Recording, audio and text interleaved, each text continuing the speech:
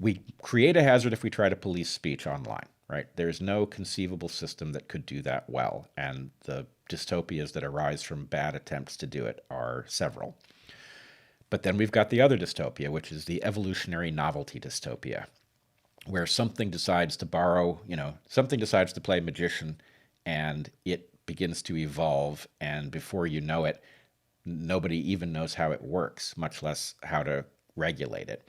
There has to be some body of people, and here's the hard part to sell to people who have absorbed the true lessons of the magic of the market, is somehow the people with discretion to say what we cannot do, what we must not be allowed to do to each other using technology, have to be independent of this. You can't be, a wealthy person with a stock portfolio in which you're invested in all of this stuff and decide whether or not it's smart to engage in these experiments. The perverse incentives are too many, and people are not, even good people are very difficult at managing perverse incentives. So I don't know how we get there, but I do have the sense that in the end, either you have to forbid the market to govern anything, or you have to have somebody who's immune to market forces in a position to say, actually, you can't do that because you're going to derange people and you're going to result in a tremendous amount of harm, right? You can't do what? X. In other words, if somebody had proposed Facebook, and the idea is, oh, well, Facebook is a place where people can gather across arbitrary distances and talk about topics they want to talk about. Okay, so far so good. And, they'll be able to see a feed of what their friends are doing, saying, etc. Okay, so far so good. And now that feed is going to be adjusted according to an algorithm that. And then the answer is, well, what is that? Right? Mm-hmm. At the point you begin to propose the capture of attention, right? Something needs to say, wait a second. Here's what happens downstream of that. Or, you know what? We don't know what happens downstream of that, right? So in other words, if we go back to your analogy about gain-of-function research, we had a running battle about whether or not gain-of-function research was necessary in order to protect us from a pandemic, or was more likely to cause a pandemic than solve one, right? Right. Those of us who were on the latter side of that didn't win. And those of us who were on the, hey, we got to do this side did. Now, is that the reason that we are now fending off COVID-19 and losing the battle, frankly? Somebody needed to say, actually, no, because not necessarily here's the dystopia that arises if you do this, but we don't know what arises if you do this, right? Precautionary principle. Yeah, precautionary principle, which is, I admit, difficult to instantiate well, but some version of it has to govern us.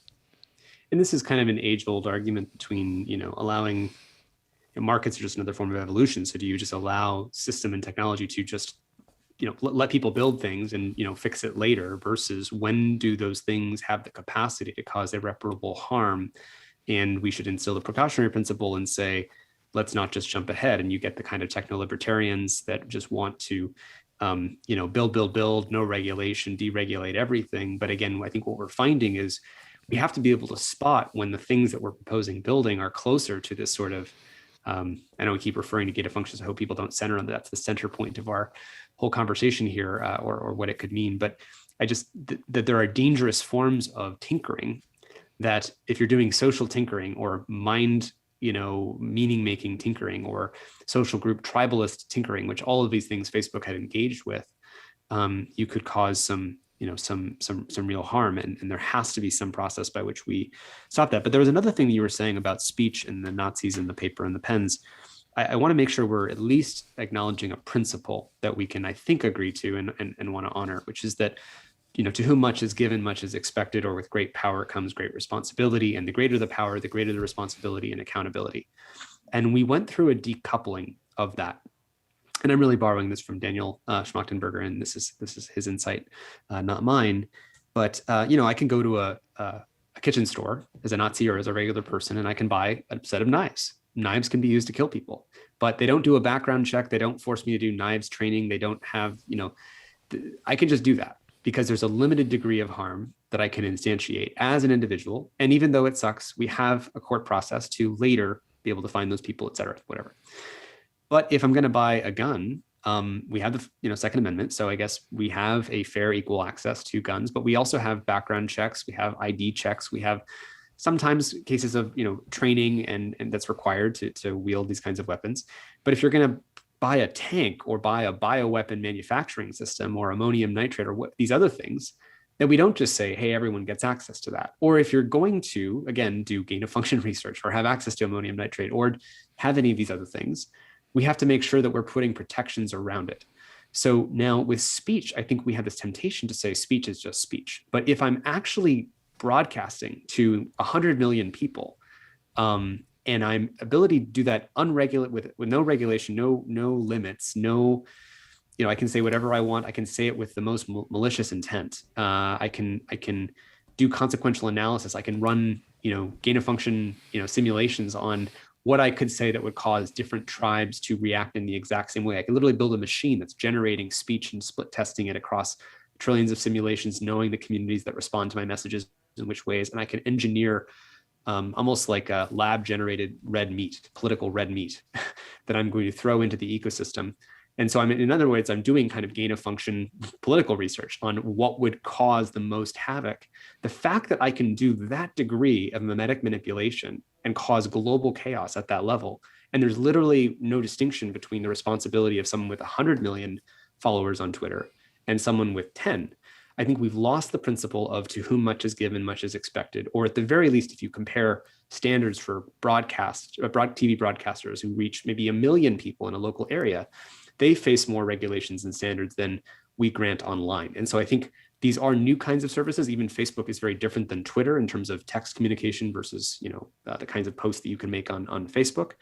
But we're certainly missing that principle that the responsibility, accountability, standards, and practices are needing. And I would put that in the list of the agenda of the Constitutional Convention that I believe is necessary to make this civilizational infrastructure more democratic and globally governed for the public interest and public good.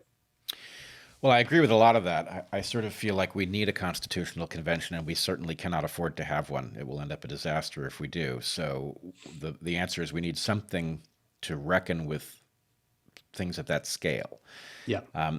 One of the things that I say about the market, what is the market, what can we allow it to do, and what shouldn't we, is that there's a natural distinction between the following things. Markets are excellent at figuring out how to do things, and they are appalling at figuring out what should be done, right? They tend to do things like exploit defects in your personality, find weaknesses, amplify insecurities in order to make money. And we can't let them do that. It's not kind. It's not decent. Not so there has to be some sort of human discretion on what do we allow the market to do, and then there has to be liberty to allow the markets to do things. But the other thing that I'm increasingly compelled of is that we have a process in which once things show themselves to be profitable, they cannot be reversed, right? That the political dynamics are such that once you've made a huge profit at something, you're unstoppable. So we can't go in reverse. And that is in and of itself an existential threat. I won't do it here because we're pressed for time, but that will actually cause the equivalent of civilization's senescence. It will grow feeble and collapse because of that dynamic. And so, I mean, it is amazing. Look at the technology we are using to have this conversation, right? We are almost as if face-to-face, having a conversation in real time, which will be broadcast to hundreds of thousands of people, okay? That's an amazing level of technology, and yet we cannot figure out how to stop a technological process that everybody smart understands is putting us at existential risk. You can unplug it, right? And, the problem is, even to you and me, I'm sure the idea of tech platforms being unplugged because civilization depends on them being unplugged is almost unthinkable. But how did we get to the place where there are processes that we have unleashed in the world that are both a threat to us and inconceivable that they could be unplugged? Yeah. There are days when I just think we need to unplug these things. And I actually want to make a distinction because what we're doing right now is a good example of, I think, a much more humane technology in the sense that our representation to each other, the fact that I'm making almost eye contact with you, the fact that my trustworthiness and the credibility of what I'm saying and how I'm saying it would be very different than I think when you think about the medium of Twitter or Facebook. If you were sort of harboring really crazy views or whatever, you would have almost an inflated sense of credibility talking about those things in those medium, because they subtract away how credible does that person look when they're saying all those things. And I think if you were to reverse the last 15 years and you just had Zoom conversations, you had Zoom conversations that were deep like this, that were 2 hours long, you had even 10, 20 people on them, would we see the kind of mass bifurcation of reality? I mean, we still would have partisan media. I want to make sure I'm acknowledging all of that, et cetera. But would we have the mass, fracturing of reality? Would we have the degree of sort of out there crazy town kind of thinking that we have? Would we have, I just don't think we would have those things, because we would be in these long form mediums where we can say, wait, hold on, Brett, I want to make sure I understand you correctly. Were you saying this or were you saying this? Now we need modeling of that kind of turn taking too. We need modeling of good epistemic process. But that's, I think, the thing that you're doing with this podcast and that others are doing. And I think this kind of medium is much more humane than something that is an automated gain of function research sort of, tinkering with human evolutionary instincts and then letting things go, basically pandemic, mimetics. It's a pandemic mimetic complex. That's what it does, is it creates this sort of global spread of information algorithmically. That was not safe. This is much more akin to safe. And I would prefer if I could pull the plug. And you asked me in another thing we saw each other at, I think about 2 years ago, you'd be one of the few people I would trust to kind of pull the plug. And in some ways, I think this would be a plug I would be willing to pull, is to take away the sort of algorithmic social media and leave ourselves with this sort of long form, podcast, like long Zoom conversation, like with even 100, 200 people listening and interacting. That would be a much better world to live in. This is going to be a marvelous point to end on, because it sort of wraps up much of what we have been discussing. Because the point I would add to what you just said, with which I 100% agree, is that there is a reason this is safer. It's not arbitrarily safer.